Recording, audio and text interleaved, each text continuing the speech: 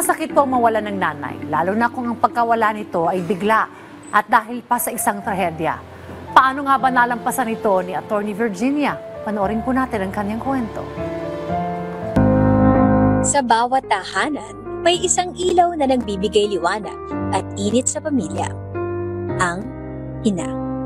Siya ang gabay, ang sandigan at ang unang guro ng ating mga pangarap. Para kay Attorney Virginia, hindi lang ina ang kanyang nanay, kundi matalik na kaibigan, kakampi sa lahat ng laban, at kasama sa bawat tagumpay at kabiguan.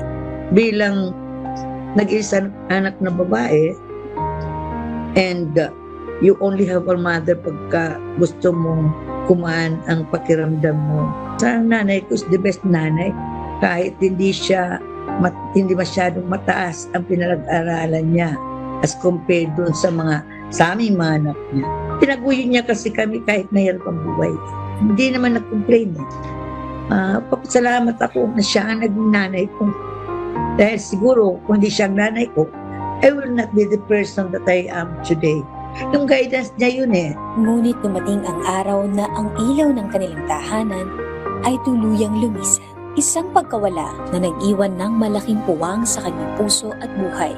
Taong 2013, ang kanyang nanay ay napasama sa mga biktima ng Super Typhoon Yolanda na kumitil ng buhay ng nasa 6,000 individual. When I learned na magbagyo na nun, punta ako dun sa kanya. Kasi hindi pala siya nag-evacuate doon sa evacuation center. Yung bahay kasi namin is malapit lang sa dagat. Dahil malakas na ang bagyo, hindi ko na siya mapunta sa bahay, nandun lang ako sa labas. Dahil malakas na ang wind at saka may tubig na. Yung nanay ko at saka ang father ko parang naghiwalay din. Napaghiwalay sila nung dagat, at saka wind. And then, parang hindi ko na siya nakita. We found my mother nung pagkatapos lang nung nag-subside ng baha. Nandun lang siya sa malapit sa amin.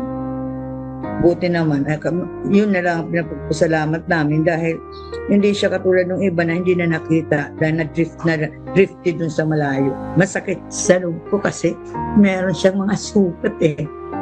Meron siyang mga sugat, mga fresh na sugat eh. Kasi nakita namin yan right after that onslaught nung mga siguro mga about an hour kasi biglan lang nag-subside yung tubig na yun. Sa kabila ng sakit, natutunan niyang bumangon sa tulong ng pamilya, mga kaibigan, at pananampalataya.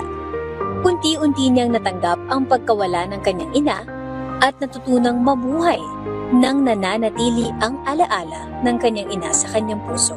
Para sa mga may pagkakataong makasama pa ang kanilang ina o magulang, ang kanyang mensahe ay simple ngunit may kurot sa puso. Sa mga anak, bigyan niyo ng panahon ang mga magulang ninyo.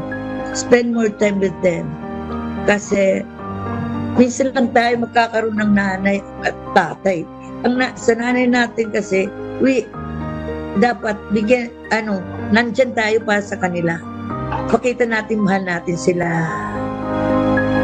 Ang ina, ilaw ng tahanan, puso ng pamilya. Sa kanyang pagkawala, mananatili ang kanyang liwanag sa mga alaala at pagmamahal na iniwan niya.